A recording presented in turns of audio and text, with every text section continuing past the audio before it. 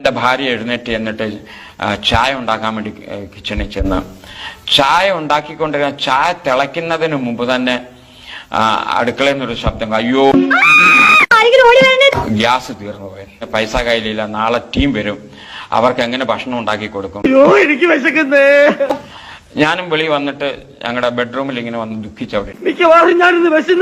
ഞാൻ വരാൻ പറഞ്ഞു, നമുക്ക് പോയി പ്രാർത്ഥിക്കാം. അങ്ങനെ പോയി കിച്ചണിൽ പോയിട്ട് ആ ഗ്യാസ് കുറ്റിയുടെ മേളിൽ കൈവച്ചു.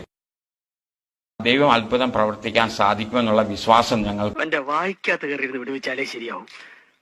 അതുകൊണ്ട് ഈ കുറ്റിയില് ഗ്യാസ് ഞങ്ങൾക്ക് ആവശ്യത്തിനുള്ള ഗ്യാസ് തരാം.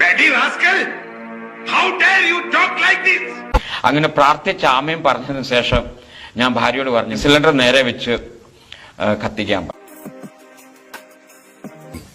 ആ സിലിണ്ടർ കത്തിച്ചു. ഞങ്ങളുടെ ചായ ഉണ്ടാക്കി, ഭയങ്കരം തന്നെ വിജയ, ഭയങ്കരം തന്നെ. ഉച്ചക്കത്തെ ഭക്ഷണം ഉണ്ടാക്കി, വൈകിട്ട് ഡിന്നർ. സുഖമില്ലായ്മ ഉണ്ട്. അടുത്ത ദിവസം ടീം വന്നു. ടീം ഒരാഴ്ച ഞങ്ങളോട് കൂടെ ഇന്ന് അവരുടെ ഭക്ഷണം ഉണ്ടാക്കി. നിന്റെ 4 കഷ്ണമൊക്കെ കാലെ പിടിച്ചൊരാൾക്കുന്നുണ്ടല്ലോ, വലിച്ചു കീറി അടുപ്പത്ത് വെച്ച് വെള്ളം ഒഴിച്ച് പുഴുങ്ങി ഇറക്കി വെച്ചിട്ട് മണ്ണെണ്ണ ഒഴിച്ച് കത്തിച്ച് ചുട്ട് എന്റെ കൊക്കിന് ജീവനുണ്ട്. 24 മണിക്കൂറാണ് നിന്നെ ഇറക്കി. തീർന്ന സിലിണ്ടർ പ്രാർത്ഥിച്ചതിന് ശേഷം അത് വീണ്ടും ഞങ്ങൾ 2 മാസം ഉപയോഗിക്കും.